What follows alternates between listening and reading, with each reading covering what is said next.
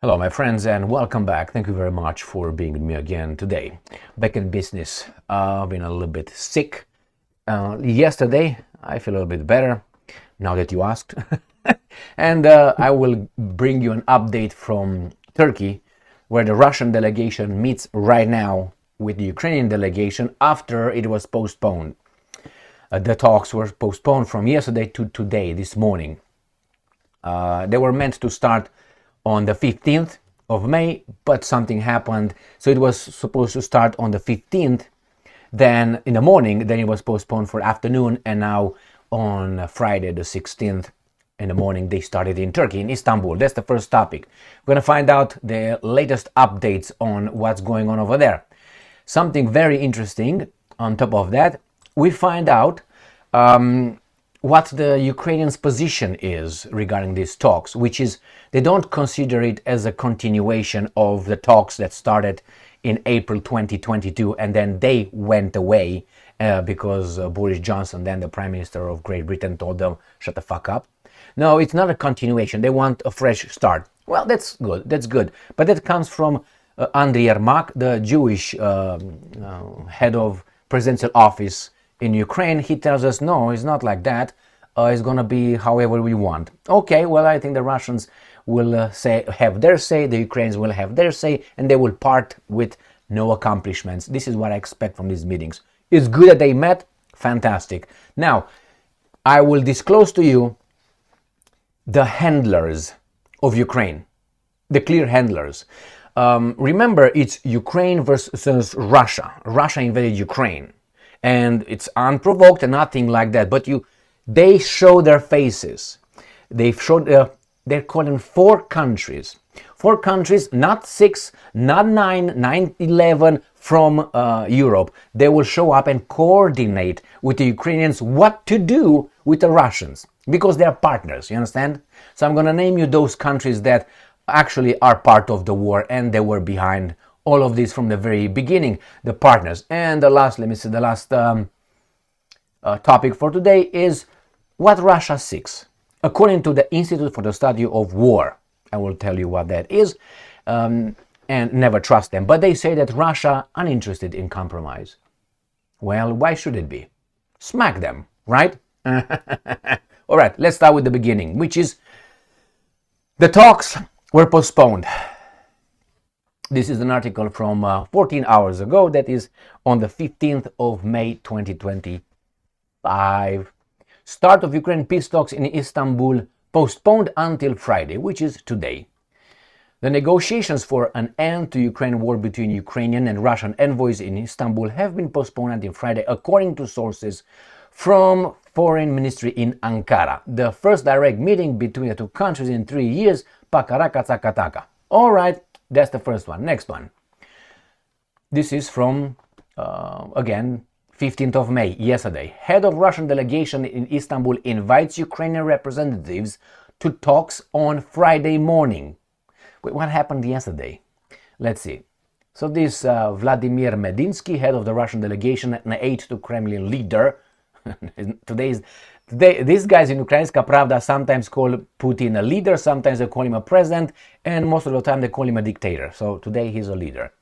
Has stated that Ukrainian representatives would be awaited for talks at 10 a.m. on Friday, 16th of May in Istanbul. So that would be about 3 o'clock a.m. Eastern Time, United States of America. About 7 hours, let's say. So 7 hours ahead of us. So if right now is 7:33, you add 7 hours, it will be 14:33. So it's going to be 2:33 p.m. right now. So we'll see. According to the TASS and RBC, quoting Medinsky, the Russian delegation has arrived in Istanbul for direct bilaterals. Okay. He also said he had held a productive meeting with a Turkish foreign minister. We don't care. Move on.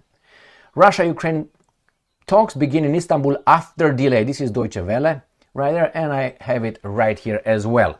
Direct peace talks between Russia and Ukraine are taking place with lower level delegations. That's good. Start slow. You can't, pop the cherry fast. You want to go to the emergency room.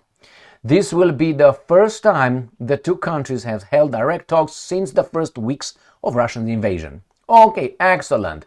What you need to know, Deutsche Welle tells us. Delegations from the US, Russia and Ukraine are meeting in Istanbul for talks. Excellent. Ukraine is seeking an unconditional ceasefire, which is not going to have. Russia, which invaded Ukraine, wants to address the root causes of the conflict. Yeah, so these guys want just to patch with duct tape the broken pipe with the water.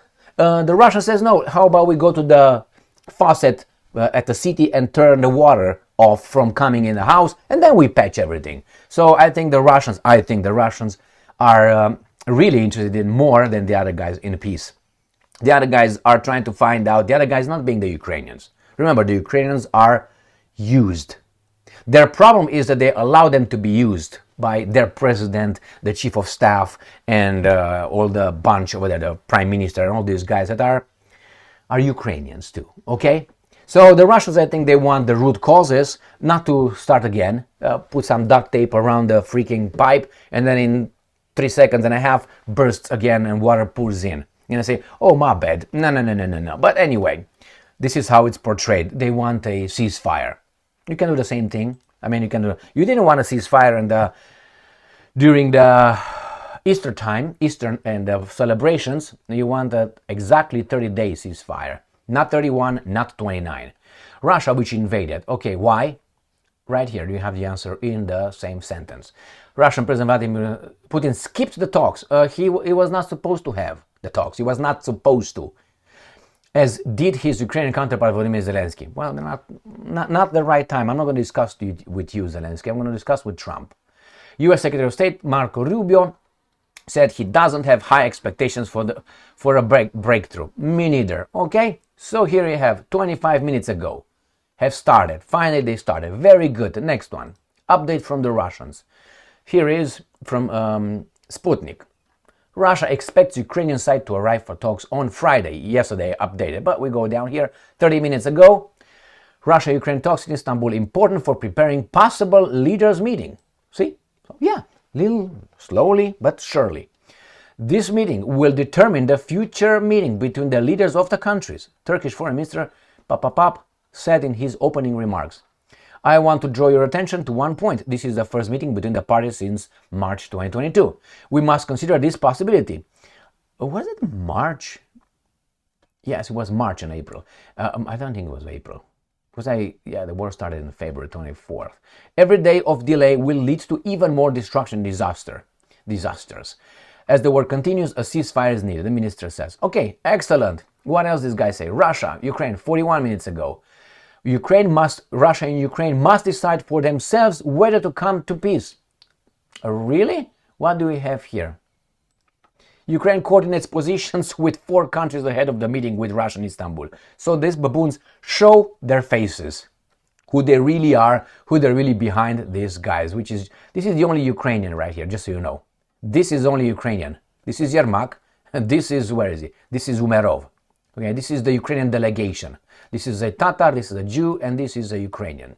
All right, let's move on.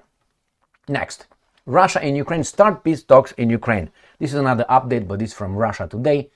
And they say that Representative Matt and Smith is fantastic. All right, in real time, they will give us the information.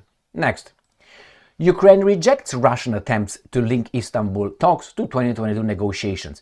The Jewish chief of staff, or not chief of staff, chief of the presidential office. So this guy is this was Mr. Weinstein, they call him Mr. Yermak.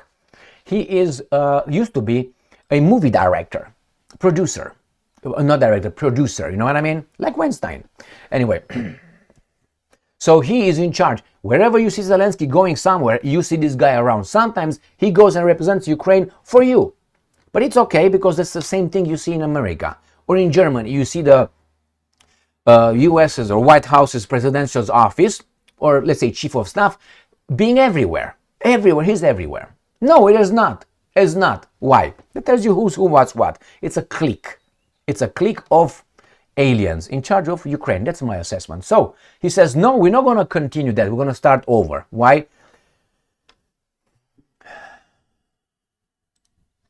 Why? Right here.